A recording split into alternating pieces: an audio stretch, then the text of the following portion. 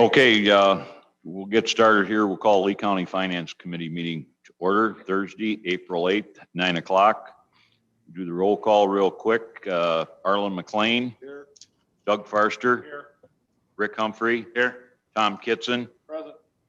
Lyra Mimini. Present. Jim Sheeline. Here. Okay, we'll start with visitors. Stacy, I see you're up there. Good morning, everyone. I don't really have anything in regards to the finance meeting, but I would like to just give a shout out to Greg Saunders and his team. On Tuesday, it was stifling hot in our office. I think this side of the courthouse had some difficulties with the AC unit, and I'm very much relieved to say it's much better now. And I appreciate the quick attention that was given to that. It was extremely warm. Good. So everybody's cool. We're hoping so. Good enough, Stacy. Thank you. Marilyn? Nothing this morning, just following along. If I've got something, I'll jump in at a later point. Thank you. Greg Gates? Nothing, Jim. Thank you. Okay, and Mr. Marks, good morning. Hey, good morning, all. Thank you for allowing me to be a visitor from across Galena Avenue. I have no experience with your committee, and so this may be not an appropriate question or methodology, but I noticed that the committee was meeting, and I do have a quick question, so I appreciate you just allowing me a minute to throw that out there, and then if I need to look some other place or some other way, you can feel free to educate me on that. Is that all right? That's fine. Thanks, Kevin. Good, perfect. So a couple of months ago, a colleague of mine, Andy Shaw from the Ogle Enterprise Zone, talked to your committee about something called Property Assessed Clean Energy, which is a program to encourage energy investments, if you would, that are then essentially repayable via the property tax bill. The Lee County Industrial Development Association, with which I work, are very interested in being able to offer this incentive, and on more than just a conceptual basis. It's frequently utilized by residential and hotel developers, and we are actually engaged in conversation on multiple levels with those two industries as we speak for going forward investment, specifically in Dixon right now, but hopefully Lee County going forward. So my simple question is, the Finance Committee confirm the Finance Committee essentially is the entry point for consideration of participation in this program, and ask whether there's any additional information or any other resources that need to be provided to the group, and then how do we proceed? I guess, Kevin, this is in regard to the expansion. Is that what we're looking at now? No, sir. This is a new program that's available across the state of Illinois, but has to be engaged by a local municipality or county to facilitate. Let me give you an example. If a hotel developer, as an example, were to equip their facility with enhanced energy efficiency equipment, they can seek a loan from a the CPACE program. Yes, and seek a loan from a financial institution, and that element, that energy component, gets repaid via from their property tax bill for all practical purposes.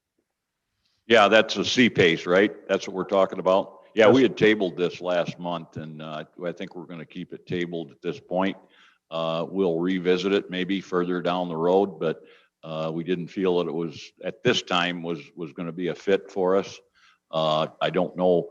I know that there's minimal amount of work with the treasurer's office, but still it's a burden on the treasurer's office where we're short on, Kevin. So that's where we're standing on at this point. Okay, well, thank you. That's basically what I was looking for. I'm certainly sympathetic to the workload. The balancing factor, of course, is the economic incentive developments that we can essentially use. Gotcha. Yeah, exactly. Mm-hmm. Okay, well, listen, great. Thanks for your time and have a great day. Thank you, Kevin. Kevin Lally, you there? Okay, I guess Kevin's not there yet. Sheriff, you're on. Morning, everybody. The only thing I got is that Leads 3.0 on there, I think, isn't it, Mr. Chairman? I couldn't hear you. The siren was blowing in my ear. I think the only thing I have on your agenda is possibly that Leads 3.0. Oh, okay. Do you want to just, it's under new business, John, but if you want to touch on that real quick, we'll just do it now. Sure. It's basically just an upgrade that we have to have for Leads. It's a periodic upgrade. We don't know if it's every 5 years, 7 years, 8 years. It's whenever the state police gets together and decides that it's time to upgrade. And in fact, it's actually going to be beneficial for us after talking to Paul Gorski. There's some other upgrades that he's doing at the same time. So this is going to cost us a little bit because we're working with Syndio to do the upgrades. We anticipate 2 to 5 hours of work at approximately $148 an hour. Obviously something that neither Paul or I budgeted for, so I wanted to mention it to the Finance Committee. It's not going to be a huge expense by any means, but I just wanted to give you a heads up that that was coming in and it has to be done. It affects not only dispatch, but obviously the Sheriff's Office, State's Attorney's Office, probation, everybody that's involved in the Leads network. Okay, so we're about $500, $500 to $600 then for the upgrade. Yeah. Yes. Or $750. And Paul and Mike are working together on that with Amit Patel from Syndio. So we're on it. Okay. Any questions for the sheriff? Tom Kitson. Sheriff, is that just a cost for only a one-time cost like your department? We don't have to pay that also for the state's attorney and everybody else who uses that? No. One-time cost. Okay, thank you. Any other questions? Thanks, John. Welcome. Thank you. Greg Saunders.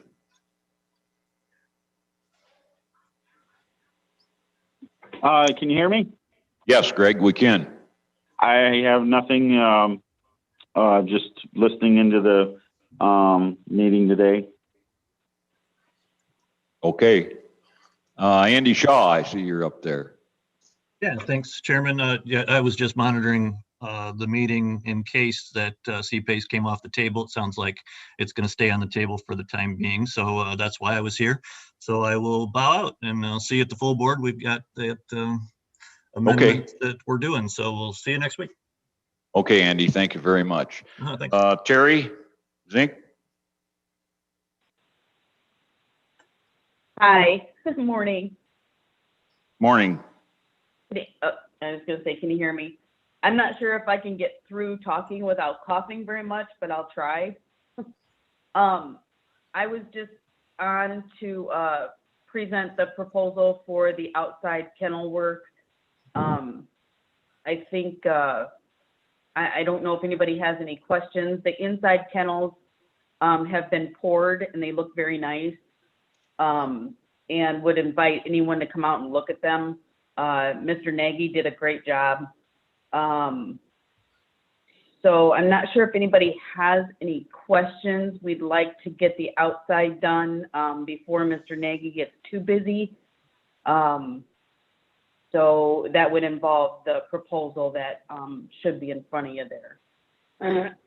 That's on the agenda, guys, in the last sheet. Has everybody got a chance to take a look at that?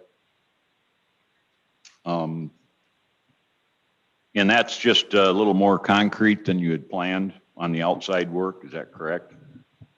Yes. Okay. Well, Dave Bowers is here. Dave, could you give us a real quick breakdown on that? Sure. This is different. This is separate from what we talked about last month. With where we're at with capital on the tuck pointing, et cetera. We had $250,000 budgeted for the tuck pointing. At this point, it looks like that will be covered by the grant from Mr. Demmer. So there's should be that sum available and not spent in 2021 for capital. We'd like to move up. This was originally planned in 2021. This would be the outside work. While we're doing concrete, we'd like to just do all the concrete, get the kennels put up, get the fencing put up. This would be everything outside. So we're asking to move that, essentially move work from 2021 into 2020 based on the excess in capital. And I'd also like to, Greg Gates has offered to help with a grant. We're meeting tomorrow, so I don't know what that entails or what kind of grant we're going to be looking at or trying to write. So hopefully if we get something, we can definitely put that back into capital. Okay. And I see that our maintenance staff is going to put the doors in. Yes. In the kennels, Yes. right? Okay. Yes. And Greg won't be able to do that for a while. We have to wait till at least the end of this month to do anything with the with the paint and the epoxy, I guess is what I was talking about for the inside. But so they were gonna, I think, do that too, along with the doors. So he'll be fully staffed, I think he said, the end of this month. So yep, he said that he would do those, which will help a lot, I think. We looked at contracting the painting and the door installation, but it was just because of prevailing wage, it gets very expensive. So Greg Saunders volunteered his staff after the end of the month to do both those tasks. Okay. Any questions for Dave or Terry from the committee? Tom? But forgive me, Dave, don't have it in front of me, but I thought the bid from Nagy was like 8,000 and this is showing 11. Is that what you're talking about, the difference? Yeah, no, the difference here is this is a slab for the kennels, what sit on the kennels, and there's also some sidewalk work. We have some uneven surfaces and such that we want to take care of, tripping hazards and plowing hazards. So there is a little bit extra for that. The numbers weren't the same. Yep, thank you. Okay, thank you. Yep. Any other questions? Need a motion, I guess, to move this to the executive committee. So moved. Motion by Mr. Kitson, second by Mr. Farster. Any other discussions or questions? All in favor? Aye. Aye. Opposed? Aye. Ayes have it. We'll move it on then to executive committee. Thank you. Okay. Nancy, anything? Nothing at this time, Jim. Thank you. Good job on the election, by the way. At least there wasn't any one vote races. Got that right. Thank goodness. Paula? Anything? Nothing. I don't have anything, Chair. Mr. Copine? Okay. And talk with Dave. Yep. Wendy? Good morning, everyone. I have laid a report out on your table, hopefully at everybody's desks. I also have given it to Jonathan, so he's going to share it for the purpose of those who are not here in the room. This report is long overdue. The work's been done for some time. The compilation of the report has kind of gone to the bottom of my to-do list with other things taking priority, but I did want to get back to you and let you know. So in the fall of 2018, we, Lee County, signed a contract with Eagle View Technologies for aerial photography. This is a 6-year contract. This was a little bit different way of doing business than what we'd done in the past. What we'd done in the past is every 5 to 7 years, I would come to the board and say, hey, we need some new aerial photography, and Capital would pay for new aerial photography, one-time shot until 6 or 7 years later. This time we've signed a 6-year contract which stabilized that expense out over the entire 6 years. Within that 6-year time frame, there are 2 aerial photography flights. The first one was done in the spring of 2019, and the cost for that was $152,000 for that first flight. Now, again, remember, we spread the cost out over 6 years, so we didn't pay that in a single lump sum. But phase 2 is the 2022 imagery, which the total cost of that in the contract was about $140,000. What was also different and unique this time around was this is the first time, while the technology's been around for a while, this is the first time Lee County has invested in the oblique imagery.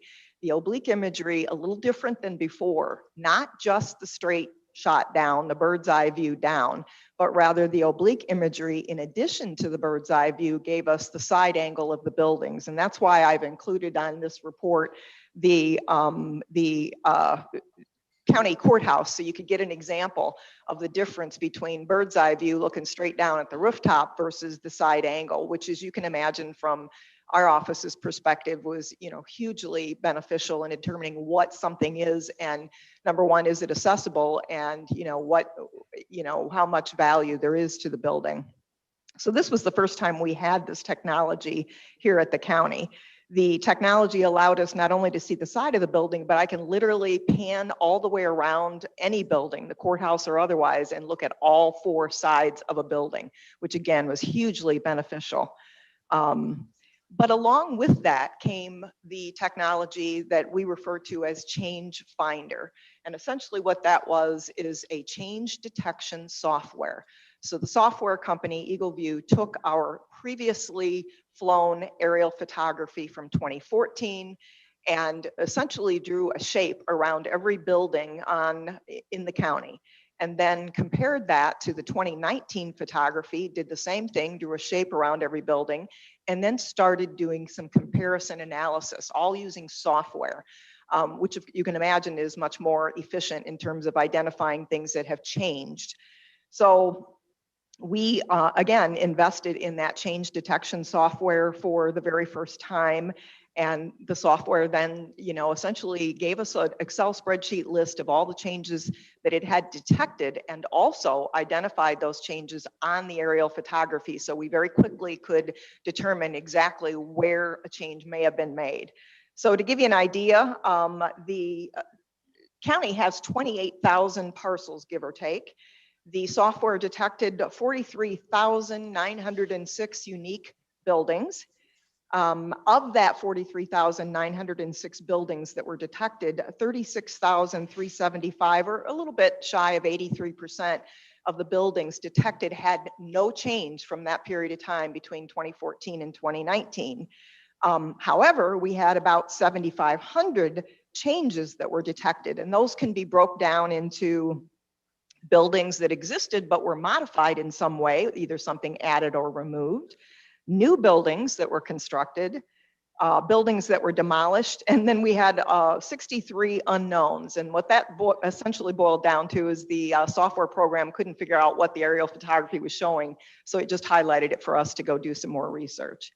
So we spent a lot of time internally chasing down all 6,500 of these changes. In some cases, we already knew about the changes. People had gotten permits, or township assessors had discovered the buildings and they were already on the assessment record. So nothing more needed to be done. We had to do some research to determine that, of course. Anything that was new or modified, we sent a field inspector out to that location and verified what was out there, measured it up, and got any details that we needed to put a value on the property. And then, of course, same thing for buildings demolished. We sent somebody out to just verify that, in fact, that building was demolished, unless it was crystal clear from the aerial photography it was just gone. Then we didn't waste the time and energy. So bottom line, when all was said and done, and the question that Bob Olson has been asking me from the very, very beginning, almost since the spring of 2019, is where are we at with this? And this is really the crux of what I wanted to report to you today. We brought in, because of that Change Finder software, a little over $2 million in equalized assessed value to the county as a whole from that Change Finder detection software and the work that was done relating to those changes that were detected. To kind of convert that into tax dollars, I just took a typical tax rate. Obviously, the change would be different depending upon whether it was in the city of Dixon or in the rural areas. But just to take a typical tax rate, I can convert that into tax dollars of about $171,000 in tax value or tax dollar impact. Specific to the county as a taxing district, I can tell you that again, what related to about $18,000 in real estate tax revenue. Now, I do want to caution you that while most of this was new construction, and you know from my conversations with you in the past that new construction is what matters when it comes to additional revenue for the county. New construction is the thing that matters the most. Most of this was new construction. Some of it, however, was not. Some of these things had been there a while and could not be classified as new construction. If it was not classified as new construction, these tax dollars aren't new tax dollars coming into the county. Rather, it's a shift of tax dollars. Those individuals that had not been paying taxes in the past because we had something that we weren't aware of, now suddenly are helping to pay their share of the tax burden, which means that's alleviating the tax burden to the individuals who are already paying their fair share. So again, not necessarily is this all new money. There is some burden shift. Most of it, however, was new money. This does not even address the zoning compliance and the building permit compliance that Dee worked very hard to go out after the fact for individuals that did not get permits. And she brought in additional revenue from the permits that were then filed, albeit late. And also you are still working through, and the zoning board is still working through some of those zoning violations. So the impact is still ongoing, but from our department, I did want to give you that summary of what the technology did for us, along with a fair amount of legwork on the part of township assessors in our office. But I was, frankly, I knew there was stuff out there, or I suspected there was omitted stuff out there. I had no idea to this extent. And so this is surprising even to me, and I wanted to pass it along to you. That is all I have, unless anyone has any questions. Arlen? Wendy, there's other taxing districts. Microphone. Does other taxing districts help share the cost of this? Other taxing districts did not, other than I would say that every taxpayer in the county helped share the cost of this. So they received whatever percent of new revenue we did generated from this, but there was is that the 2 million figure that was basically added? That's the tax base, not the tax dollars, but yes. So the tax base, I'm just trying to figure out if it's worthwhile to, or is there any reason they shouldn't be participating? It's something, definitely to explore, Arlen, but think about it this way. Right now, anything that the county assessment office does to bring in, and it might be that we discover a new building even without this software program, the taxing districts aren't assisting or paying any more than that. They're, a school district doesn't, in other words, contribute to my office for when we find buildings. So it would be similar to that in my mind, in that this is just another way for all taxing districts to benefit from technology, even if they aren't directly subsidizing that technology. Well, it looks like the county itself, an estimated tax dollars in a year is $20,000 to the judge. Yeah. Now, to be clear though, guys, there was expense to this. The Change Finder software itself cost us about $20,000 initially. That established a foundation though. Remember I told you they had to draw that shape around every building. So that initial cost established that foundation. Well, now we've got that foundation. We've got that shape drawn around every box or every home or property building in the county. So going forward, the cost of that is going to be much less.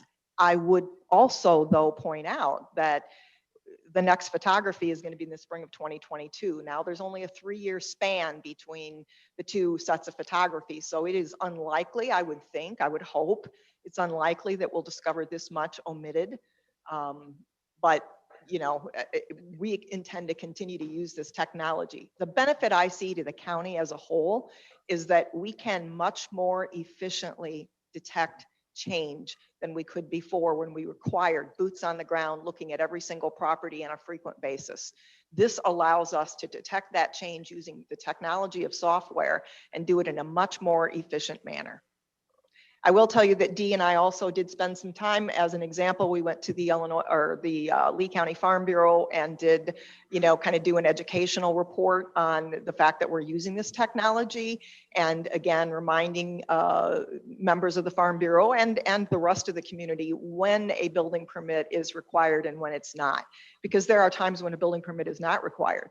And in the farming community, many of the farmers believe they don't need to get a building permit because there's no fee for a building permit. However, we do need to get building permits just to make sure that we're adhering to setbacks and flood zones and et cetera, and et cetera. So we kind of did an educational promotional event trying to remind people of when building permits are necessary and why it would behoove even the taxpayer to get a building permit for those reasons. So any other questions? Jim? Totally unrelated on a different topic, Wendy. I voted the other day and I noticed that we did not have a candidate in my district on the multi-township assessment district position. What is the status there? And I know you've been struggling and finding people and all that. Could you just give us some update on that? Yes, the multi-township assessment district you're referring to, Jim, is South Dixon, Marion, Hamilton, and East Grove. They did not have a candidate that came forward to put their name on the ballot. They do not currently, therefore, have and will not have, as of January 1, 2022, an elected assessor. The trustees and the multi-township assessment district has reached out to me and inquired regarding whether or not we would contract with them to do the work. And it's my understanding, Jim, although I have not seen the minutes of the meeting, that they have voted to do that, to contract with the county in lieu of or in the absence of an elected official in that area. So with that, January 1, 2022, it will be 15 of 22 townships will be contracted with the county, which again takes me back to Arlen's question, why technology it behooves us as a county to get involved in this kind of technology, because we can so much more efficiently not only do the county responsibilities, but to be able to handle these township assessment responsibilities. Because I'm speaking to the finance committee, it's probably behooves me to point out that as of January 1, 2022, next year, there will be an additional $70,000 coming into county general for those contracts, for those assessment jurisdictions. That reflects not only the new jurisdictions coming in, but also some renegotiations of those contracts, which the finance committee encouraged me to do last year, and I did through the course of last year. So there is revenue coming in to help offset some of these costs. Back to Arlen's concern, it may not be coming from a school district, but it is coming from the townships to kind of offset that workload that we're taking on at the county level.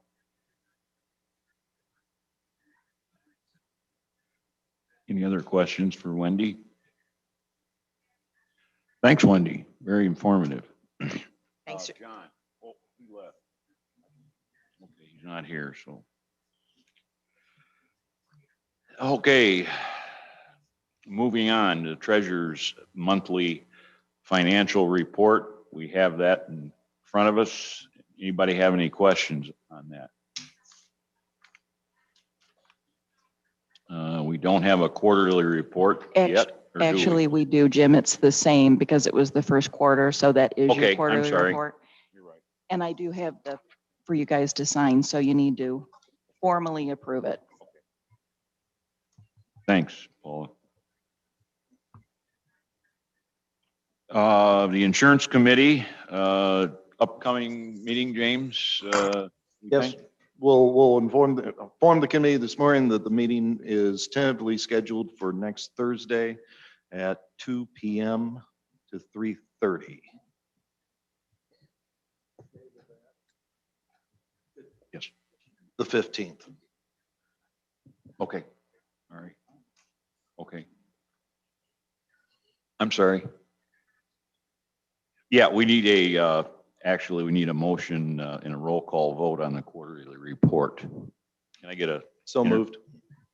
Motion by Jim Sheeline to approve the quarterly report, seconded by Tom Kitson. Any questions? Roll call vote. Arlen McLean. Yes. Doug Farster. Yes. Rick Humphrey. Yes. Tom Kitson. Yes. Lyra Mimini. Yes. Jim Sheeline. Yes. and yes for myself.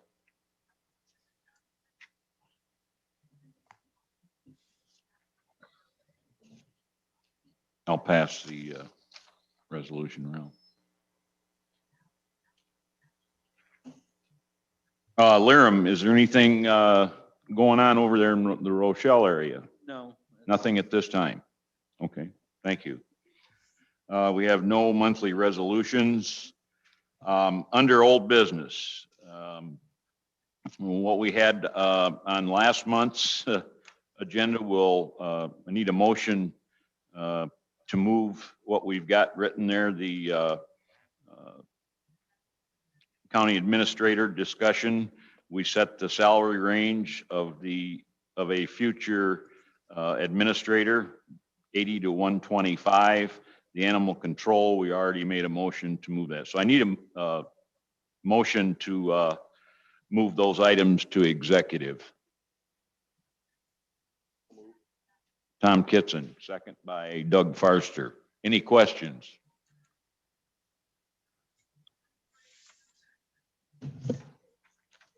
Yes. The approval of the minutes, did you do that? Because there. No, I did not. I found one mistake after I read it this month. Okay, all right. I got to step back, guys. I need the, if everybody had a chance to look at the minutes, and Becky said there might be a small glitch there. Well, in the motion that was made to move the salary range for the administrator's position, I have $80 to $125 on there. $80 to $125. 20. Okay. So I'll correct that to 80 to 125,000. 25,000. Okay. K next to it. We're probably not going to get anybody. Okay. Just letting you know. So. Are there any other additions or corrections to the minutes? They'll stand as read. Well, with the correction. With the correction from 125 to 125K. Correct. I will get that. All right. Thank you. Under new business, audit update. We met with the auditors, final review, and they're preparing the final audit. They'll be presenting highlights of that at next month's meeting to the Finance Committee, and then we'll, from that point, move it to the board if there's any questions on the audit. So that's the only thing that was on the audit update. Animal control, we talked about that already. Sheriff brought us up to date on the upgrade by Cindy-O for the leads. Executive session. Charlie, anything for executive or no? No, sir. Thank you, sir. Thank you. I just want to make one point. I just want to thank Dave Bowers for his service to Lee County Board. Dave's not going to be with us his last month on the board. And Dave, thanks a lot for your expertise and help with all our projects. So thanks a lot and good luck in your retirement. Thank you.